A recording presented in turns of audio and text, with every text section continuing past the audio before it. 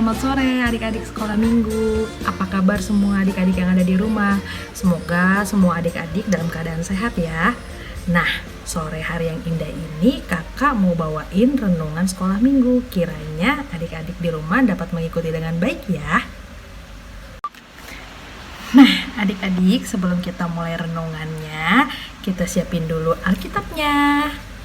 Nah, adik-adik di rumah sudah siapin Alkitab belum? Nah, disiapkan dulu ya Alkitabnya. Sebelum kita mau dengarkan renungan, kita mau bersatu di dalam doa, dilipat tangannya, matanya ditutup. Yuk sama-sama kita satu dalam doa. Allah Bapa yang terkasih, Bapa kami yang berada di dalam kerajaan surga, terima kasih ya Tuhan atas penyertaan-Mu di sepanjang hari ini. Sebentar Tuhan, kami bersama-sama dengan adik-adik sekolah minggu yang ada di rumah mau mendengarkan renungan harian sekolah minggu di sore hari yang indah ini. Tuhanku Yesus Kristus, kiranya kami dalam penyertaan-Mu, diampunilah kami akan seluruh dosa dan kesalahan yang sudah kami perbuat. Dalam nama Tuhan Yesus Kristus kami berdoa, amin. Adik-adik kakak, sekarang Alkitabnya kita buka dari Kisah Para Rasul 9 ayat 1 sampai 19. Judulnya Saulus bertobat. Adik-adik boleh mengikuti dari rumah, Kak Yanti bacakan di sini ya. Sementara itu, berkobar-kobar hati Saulus untuk mengancam dan membunuh murid-murid Tuhan. Ia menghadap imam besar dan meminta surat kuasa daripadanya untuk dibawa kepada majelis-majelis Yahudi di Damsyik, supaya ia jika menemukan laki-laki atau perempuan yang mengikuti jalan Tuhan, ia menangkap mereka dan membawa mereka ke Yerusalem. Dalam perjalanannya ke Damsyik, ketika ia sudah dekat kota itu, tiba-tiba cahaya memancar dari langit mengelilingi dia. Ia rebah ke tanah dan kedengaranlah olehnya suatu suara yang berkata kepadanya, "Saulus, Saulus, mengapakah engkau menganiaya aku?" Jawab Saulus, "Siapakah engkau?" "Tuhan," katanya, "akulah Yesus yang kau aniaya itu. Tetapi bangunlah dan pergilah ke dalam kota, di sana akan dikatakan kepadamu apa yang harus kau perbuat." Maka termangu-mangulah teman-temannya seperjalanan, karena mereka memang mendengar suara itu, tetapi tidak melihat seorang juga pun. Saulus bangun dan berdiri, lalu membuka matanya, tetapi ia tidak dapat melihat apa-apa. Mereka harus menuntun dia masuk ke Damsyik. 3 hari lamanya ia tidak dapat melihat, dan 3 hari lamanya ia tidak makan dan minum. Di Damsyik ada seorang murid Tuhan bernama Ananias. Firman Tuhan kepadanya dalam suatu penglihatan. Ananias jawabnya, "Ini aku Tuhan." Firman Tuhan, "Mari pergilah ke jalan yang bernama Jalan Lurus, dan carilah di rumah Yudas seorang dari Tarsus yang bernama Saulus. Ia sekarang berdoa." Dan dalam suatu penglihatan, ia melihat bahwa seorang yang bernama Ananias masuk ke dalam dan menumpang tangannya ke atasnya supaya ia dapat melihat lagi. Jawab Ananias, "Tuhan, dari banyak orang telah kudengar tentang orang itu, betapa banyaknya kejahatan yang dilakukannya terhadap orang-orang kudus-Mu di Yerusalem. Dan ia datang kemari dengan kuasa penuh dari imam-imam kepala untuk menangkap semua orang yang memanggil nama-Mu." Tetapi firman Tuhan kepadanya, "Pergilah, sebab orang ini adalah alat pilihan bagiku untuk memberitakan namaku kepada bangsa-bangsa lain serta raja-raja dan orang-orang Israel. Aku sendiri akan menunjukkan kepadanya betapa banyak penderitaan yang harus ia tanggung oleh karena namaku." Lalu pergilah Ananias ke situ dan masuk rumah itu.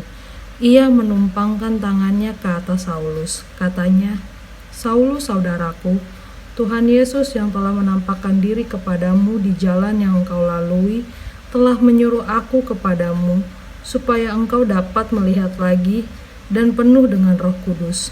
Dan seketika itu juga seolah-olah selaput gugur dari matanya, sehingga ia dapat melihat lagi. Ia bangun lalu dibaptis, dan setelah itu ia makan, pulihlah kekuatannya.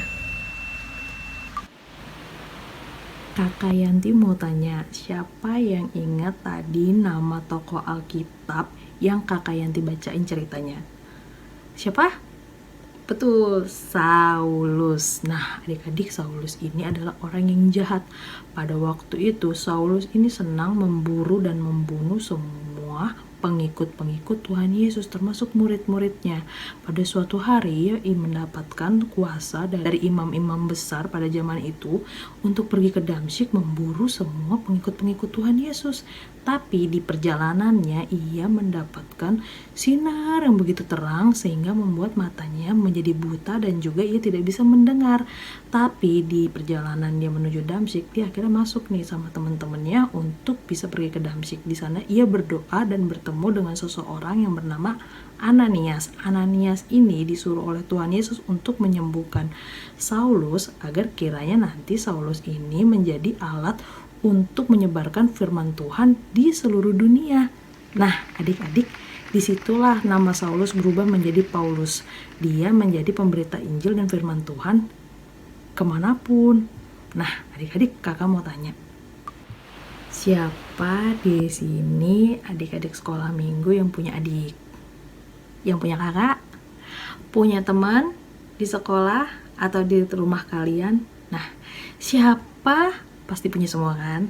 Nah, kayak yang mau tanya lagi, siapa yang kalau punya teman, punya adik, punya kakak, tapi kalian suka jailin mereka, suka isengin, suka cubitin, atau ambil makanannya, atau ganggu mereka punya mainan, ada nggak?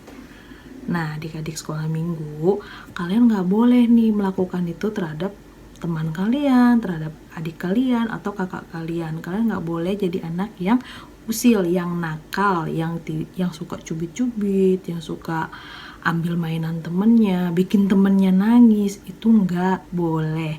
Sama seperti Saulus tadi, dia suka gangguin semua orang-orang yang percaya sama Tuhan Yesus. Dia suka membunuh, dia suka mengejar, dia suka memburu. Itu nggak boleh adik-adik. Tapi Saulus sudah berubah, dia bertobat dan dia tidak mau lagi melakukan hal-hal itu. Dia malah sekarang menjadi pemberita firman Tuhan dimanapun. Nah, adik-adik sekolah minggu, Kak Yanti juga berharap supaya adik-adik dapat menjadi anak yang baik, anak Tuhan, anak yang mengikuti semua perintah-perintah Tuhan. Ayo, siapa di sini yang ingat sama perintah Tuhan apa aja? Ada berapa sih perintah Tuhan yang adik-adik tahu? Ada 10 tertuang dalam hukum Taurat. Nanti adik-adik boleh di rumah belajar lagi, dihafal lagi hukum Taurat 1 sampai dengan 10. Tapi Kak Yanti mau tekankan sama adik-adik, jangan lupa hukum Taurat yang ke-5, hormati orang tuamu. Nah, adik-adik, sebelum kakak tutup renungannya, adik-adik harus janji ya sama Kak Yanti kalau adik-adik akan menjadi anak-anak Tuhan dimanapun adik-adik berada. Meskipun saat ini kita masih belum bisa bertemu, kita tetap harus percaya adik-adik suatu saat nanti kita pasti akan berkumpul lagi di sekolah minggu. Nah, sekian renungan dari Kak Yanti hari ini. Kiranya adik-adik di rumah tetap sehat selalu dan tetap semangat. Semoga pandemi ini segera selesai dan kita bisa berkumpul kembali. Yuk sama-sama kita berdoa kepada Tuhan supaya kiranya renungan ini bisa menjadi pelita di dalam hidup adik-adik ya. Allah Bapa yang terkasih, terima kasih ya Tuhan, kami sudah mendengarkan renungan yang disampaikan oleh kakak sekolah minggu kami. Biarlah kiranya ya Bapa, renungan ini membawa kami semakin dekat kepadamu dan semakin percaya ya Tuhan. Mengikutmu tidak akan sia-sia, mengikutmu tidak akan pernah menyesal, sebab Engkau datang memberikan keselamatan bagi kami.